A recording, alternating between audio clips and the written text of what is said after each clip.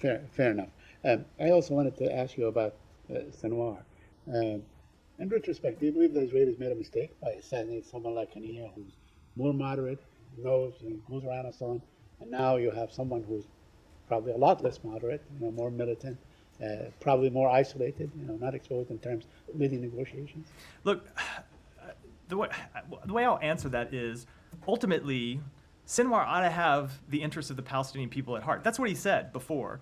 And when you think about what has happened to Palestinians in Gaza since October 7th, since the outset of a war that Sinwar decided to start, there have been devastating humanitarian consequences.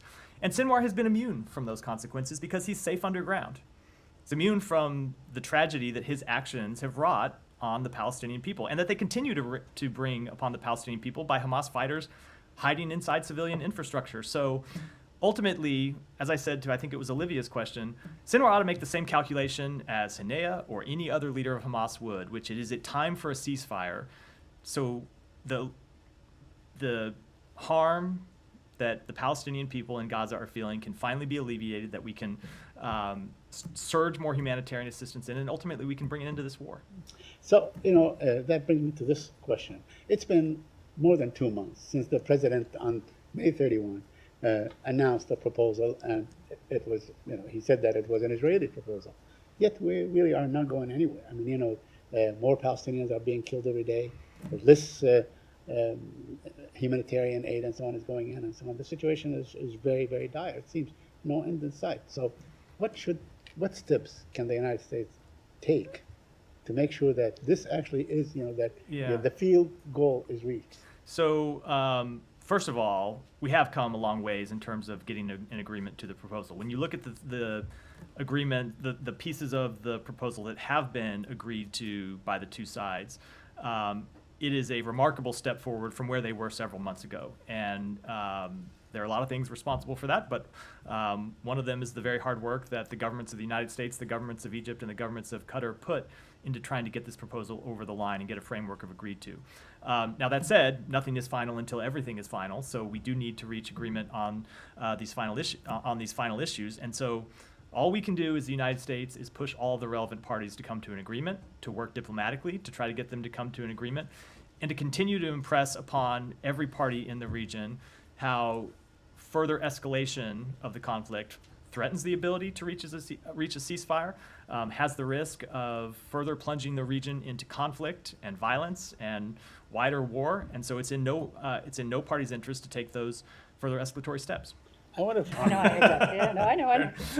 Just to follow up on the negotiations, just to understand. So one of the things that you're kind of saying to the Iranians is don't escalate because we're really close to getting a ceasefire deal. This is the deal, the same deal that you were calling an Israeli deal, right? This came from the Israelis in the first place. The president communicated it. Do the Israelis have they signed up to all parts of the deal? Like, is there a deal ready for whoever the new Hamas negotiator is to come in and immediately say yes to? So when the president first made public the proposal, which I think was on May 31st, if I remember correctly, that was a proposal that the government of Israel put forward and that they had agreed to, and that the president made public, and that we submitted to Hamas, or said that Hamas ought to sign up to, was submitted to them through the mediators. Since then, there have been further iterations of the proposal. There were facts on the ground that have changed since the proposal was made publicly. There were facts on the ground that changed between the time that the president made the proposal and Hamas issued their response. So that proposal that we described as an Israeli proposal was what the president put forward on May 31st. There have been additional issues that have come into place since then that, no, Israel has not agreed to and Hamas has not agreed to. So there are additional things outside of the overall framework that Israel put forward that Hamas agreed to that we're still pushing to get agreement on from both parties. Right. So to put a finer point on it, there, you're still, as well as hoping that a new negotiator comes forward from the Hamas side, you're still this is still kind of optimism and hope that the Israelis will close that final gap. We always have optimism and hope, even in a difficult situation as this one. The government of Israel can speak for itself. I will give you our assessment of the situation and what it is we're trying to do. Our assessment of the situation is that these final issues very much ought to be bridgeable, and that there are real proposals that we have put forward to bridge the differences that we think ought to be agreed to, and we have made clear to the government of Israel that they ought to agree, just as we believe the other mediators who are in contact with Hamas have made clear to Hamas that they ought to agree to compromises on these final issues and get us to an agreement. And just finally, the Secretary mentioned these direct contacts with the Iranians. Can you tell us, has the US sort of had any response directly, not through not through intermediaries, but directly? Have the Iranians said anything in response to these messages you've been sending? So I don't want to speak to that publicly. We have always said that when we need to send a message to Iran, we have the ability to do so. And of course, we have the ability to talk to others in the region who can impress upon Iran our shared concern about escalation. But as for Iran's responses, I will not have any comment on that. But wondering in particular, with the situation between Iran and Israel, where things stand now, has there been any further communication from the Secretary or others with players in the region?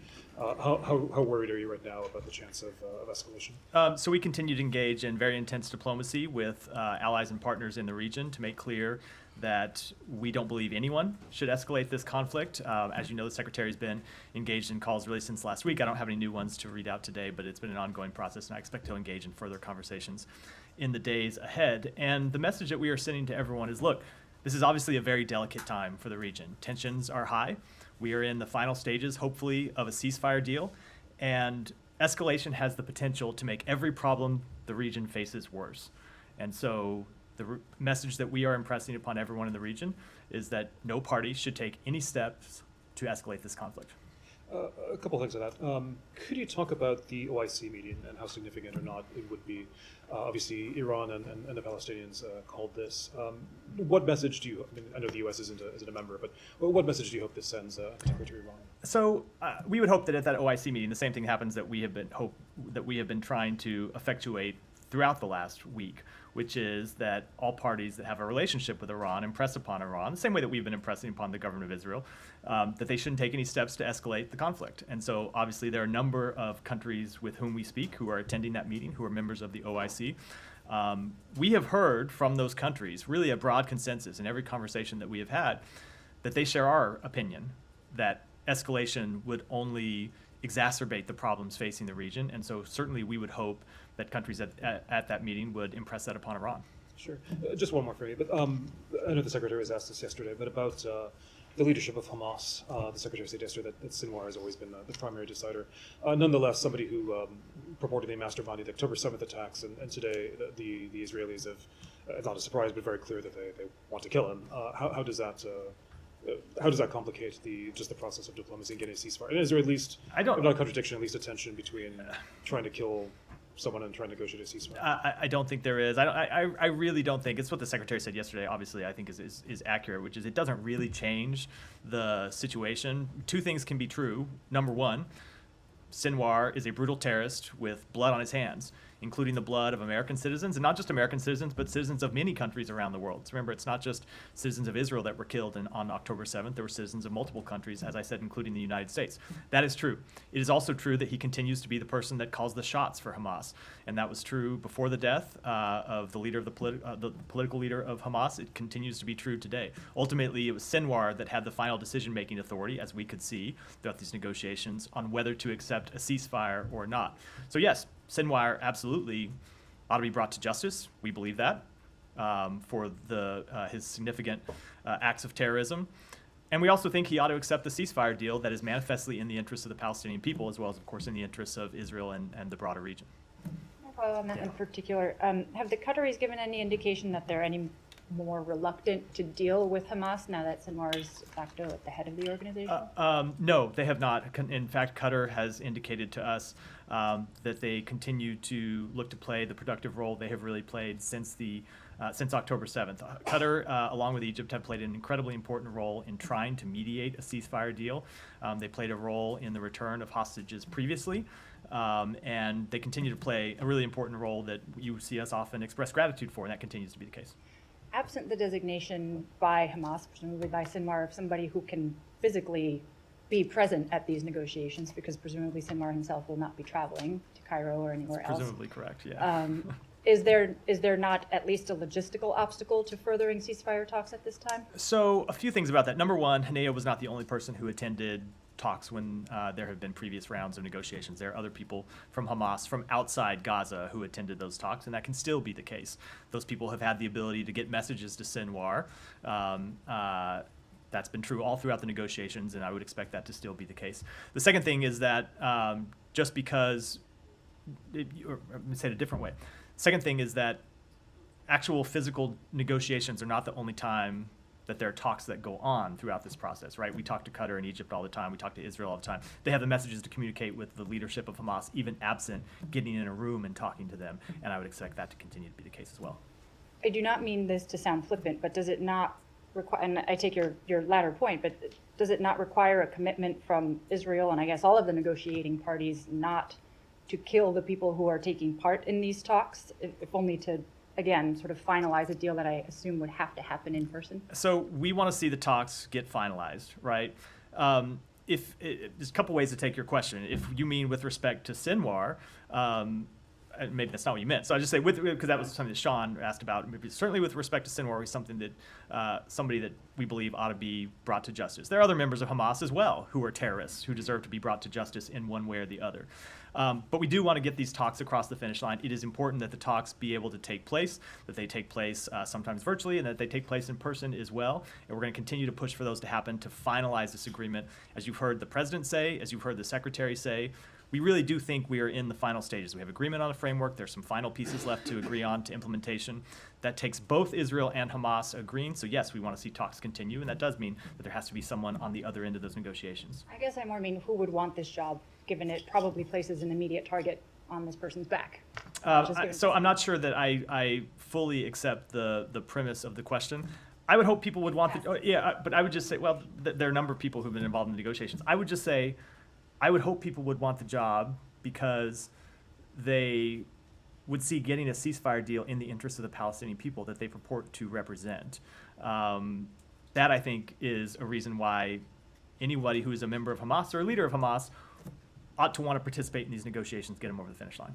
Okay, and on the final stages qualification, which seems like it's a relatively recent descriptor that the White House and the State Department have been using to describe these talks. Not too long ago, a U.S. official said that there were still implementation issues that needed to be overcome. Is this description of final stages meant to indicate that those implementation issues have been resolved, or are they still outstanding? There are still implementation issues that need to be resolved, but if you look at how far we have come and what's left remaining, those implementation issues, maybe minor is not the right word, but compared to the scope of what has been agreed to, are things that we think ought to be able to agree to, and ought to be able to be agreed to fairly quickly by the two parties. And so we do not think there should be any further delay. We think both parties ought to come to an agreement, and that is the message that we have sent directly, as well as what you've heard us say publicly. One quick